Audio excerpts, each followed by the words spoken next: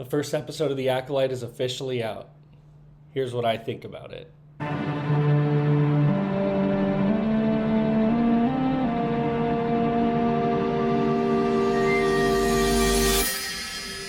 Bright Suns, everybody, Batu Boy here with my first official review of The Acolyte. It is finally out. I remember seeing the first trailer for it at Celebration in Europe 2023 and just instantly being hooked on this idea of being in the High Republic, getting a whole show just about the beginning of the Sith, essentially. Maybe not the beginning of the Sith, but seeing the fall of the Jedi as, you know, they're at their highest peak of power in this point in time. There's peace throughout the galaxy, and now there is going to be a disturbance with this acolyte, with this assassin going around and killing Jedi. Again, I had already seen these first two episodes during my preview for The Acolyte over at Disney Springs, but I wanted to go ahead and watch them again just to get a deeper dive into the story, these characters, and just the episode overall. Again, this is going to be going into heavy spoiler territory, so if you have not seen episode 1 of The Acolyte, I would go ahead and pause the video right now and come back after you have seen it. Alright, so the first episode of The Acolyte, it's titled Lost/Found. It opens up at this cantina looking place. We are introduced to May, who is this mysterious assassin. We're not really sure what her motives are, what she's up to, but from the trailers that we've got, we pretty much already know what is going to be happening in this. So watching this again, even for the first time, we had already seen this opening scene from the get-go. So she walks into this bar and she sees Indara, played by Carrie-Anne Moss, who plays Trinity in The Matrix. She's great, she's super cold, and May pretty much opens an invitation to start this fight, where she pretty much just goes like, attack me with all your strength. And these aliens, first of all the aliens and all the characters, they look fantastic. If you can give this show any sort of like higher praising, the characters and the atmosphere and the world building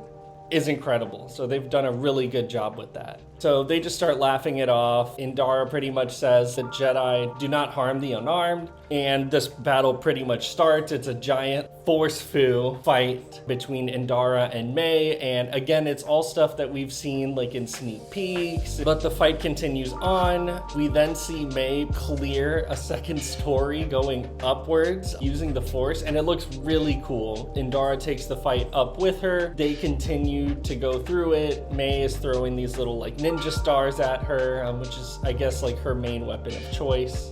She doesn't have a lightsaber or anything like that, which, again, don't know why that is, but I guess we'll figure it out later. As the fight continues, May is able to take down Indara by using the Jedi's biggest weakness and is protecting the innocent, as May throws a ninja star at the bartender, and while Indara has to use the Force to hold that knife from hitting the bartender, you just hear like a point of entry, and as it zooms out, you see a knife in Indara's chest. She falls to the ground, she dies. Again, a big moment. I mean, Carrie-Anne Moss was all over the press run for this show, and she's dead within the first 5 minutes.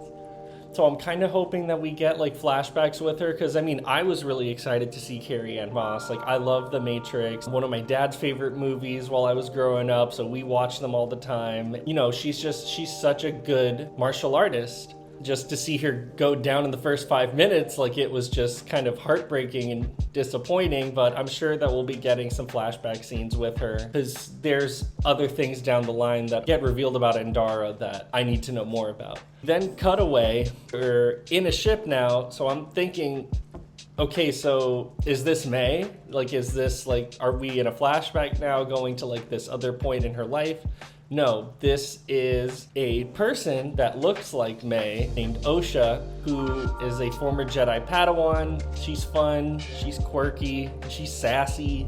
We also meet her droid named Pip, who I can already tell this droid is going to be at all the Disney theme parks. It's going to be sold like hotcakes, and I'm going to be buying 20 of them. Again, like, he's super cute, really funny. It's like literally he's a little pocket droid. You puts her in a pocket, and you can see now like she's a mechanic. She's kind of, from what we hear, just bouncing around from ship to try and escape something. We're not really sure. We then hear later on that this ship is being controlled by the Trade Federation from the Phantom Menace. And so we see some Neimoidians, like the ones that we see from the beginning of Phantom Menace. And again, like they just look really nice. Like there's some elements of CGI and practical effects on them. So they look super clean. A Jedi fighter comes out, lands on the ship, and they're looking for Osha. This is when we're introduced to Yord, who is, at least like from these first 2 episodes, is such a try-hard crybaby, and he is just already dead set in thinking that Osha has killed this Jedi, and he's ready to square up with her. Like there's even a moment where they meet up in Osha's room, and she just goes to like get Pip out of her pocket, and Yord immediately tries to keep the thing on him. Like he's ready to pull out that lightsaber and fight Osha, and she's super weirded out by it. Yord's Padawan comes in and starts doing some questioning, and this is where we learn a little bit more about her past with the Jedi. She was taken in about like 16 years prior to the events that are present in the show. She had been with the Jedi for a while. She pretty much talks about how her whole family was killed in her village. Something that I noticed that when they were talking about it was that they mentioned her family and her 2 mothers, which shout out to Star Wars for giving some inclusion on that. So that was fun. Good for them. According to her, she had left the Jedi Order voluntarily, so it wasn't something where she did something wrong and they kicked her out. She left on her own accord. Something else that I had realized, there's a scene where she's fixing up the ship and there's a fire that goes out in space, which that's something else that we'll get into, because I thought you needed oxygen to have fire, but it's Star Wars. There's magic. Who knows what's going on? She sees this fire and we start to hear like some flashback audio. So I'm thinking she's triggering her past from the experiences she had with her village. So it could be a number of things. We cut to that. She gets arrested by these Jedi and she gets put on a transport ship. We then go back to Coruscant. It's the Jedi Temple in its highest peak, its full glory. So then we get introduced to Master Jedi Soul, who again is my favorite character. He's played by Lee Jung-jae from Squid Games. Very wise, he's level-headed. He's there as a teacher when you first introduced to him to all of these younglings, which I think is really funny because he tells everyone to close their eyes. And there's this one, like, I don't remember the species, but it's like this little orange kid who physically cannot close his eyes. Like there's, I think, a shot where you see everybody's eyes closed except him, because I don't think he can do it. I think his body won't let him. So I thought that was really funny. And even funnier is when the next Jedi comes in, Master Soul says, "All right, that's it for today. It's time for lunch." Which I thought was really, really cute. Like he's, kind of like he's level-headed. He's this wise Jedi, but like he knows when it's time to eat, and I can respect that. So then we're introduced to Master Vernestra, who kind of like, she has these little squares on her head that kind of make me think of Eris Ophi, so maybe like they're the same species, I'm not really sure. But she's very by the book. She is told about Osha killing that Jedi Master. She is very dead set that it's her. She's kind of more worried about how this is going to be playing into like the political power that the Jedi have, and that if it gets out that the Jedi are killing other Jedi, then it's not going to look great for them. There is now a scene where Osha is in her transport ship and there's all these other prisoners with, again, more aliens. Give me more aliens. It looks fantastic. They pretty much have a plan to get out of the prison. She trusts the Jedi and doesn't want to be a part of it until stuff starts happening and they start going off with the jailbreak. And she even asks one of the prisoners, like, "Hey, can you help me out?" And he pretty much says, like, "Bye-bye, Jedi killer, bye." Before all of that, there's a prisoner next to her with like this facehugger looking thing on his face, and it's told that it's used to kind of scramble the brains of violent criminals. That's a good sign. She is able to get out of her cage not by using the Force, because she sees her pip droid and she reaches out for it, and it's kind of this long scene thinking like you're gonna be seeing her get the droid using the Force, but she doesn't. It's showing that she has lost all connection to the Force at this point in time, but the ship bumps, she's able to get the droid, open the door, and she's ready to get to an escape pod, but she turns back around because, again, she's trained by the Jedi. She is aware that she needs to save the somewhat innocent. So she opens the door, gets the guy out. The criminal pushes her aside, gets into the escape pod, and just leaves. So now she's on a careening ship towards this planet, just falling. So what does she do? She puts her seatbelt on. Ship crashes on this snow planet, and she miraculously survives. We cut back to the Jedi Temple, and we're introduced to Jecki. We are introduced to Jecki, who's played by Daphne Keane from Logan. She plays the new Jedi Padawan to Master Soul. She's great. She is, very formal, very punctual. She asked Soul permission to speak freely a couple of times, and, he's kind of you don't need to do that, but she still does it anyway, so I can respect that. But she's also secretly funny, trying to get a team together to go and save Osha. And they walk into this locker room almost, and you see Yord ironing his robes, and he's just shirtless, whatever, and he's kind of embarrassed, just wants to be in the good graces of the Jedi Masters, and he doesn't really care what they think of him in the Padawan levels or whatever Osha thinks. But it's funny because they walk out, Soul's we're leaving in 5 minutes, and Jecki goes Yord, go put some clothes on. It's a really funny moment, and it's just, again, one of those things that kind of remind you that you're watching Star Wars. It has that heart. It's something familiar and warm, and I really liked it. We jump back to the planet, which, going through my notes, is called Karlak, which triggering because that's Demon Mommy from Baldur's Gate 3, and she's one of my favorite characters in video games of all time. She's amazing, and the fact that this planet is not named after her, but literally just has her name is crazy. She's on the planet, walking through the ship. It's battered, it's got snow falling through it, and she sees a ghost. And it's kind of scary. It was almost like a little jump scare because the camera kind of pans out to this opening of the ship, and there's just this body standing. But the ghost runs away. Osha chases after her. They're kind of talking through it, and she kind of starts realizing that this ghost is May, which we start to realize is her twin sister.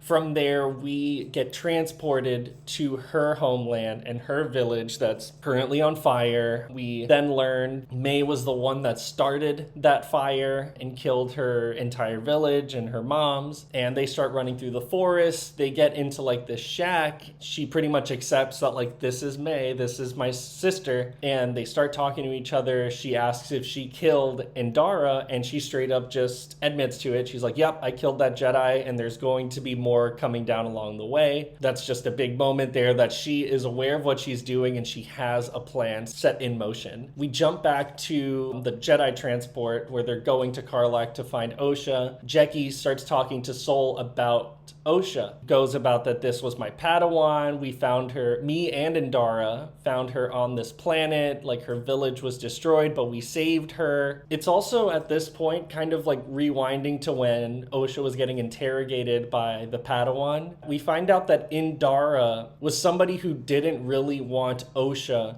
to be trained as a Jedi, mainly because when she joined, she was still in mourning. So it's still showing emotions and feeling that the Jedi should not have in them. But she also rescued Osha, which, again, it's just the natural instinct of the Jedi to help those in need. He also brings up the twin sister, admits that he saw May die. She is not alive. There's no way that this could be May. It has to be something else. We land on Karlak finally.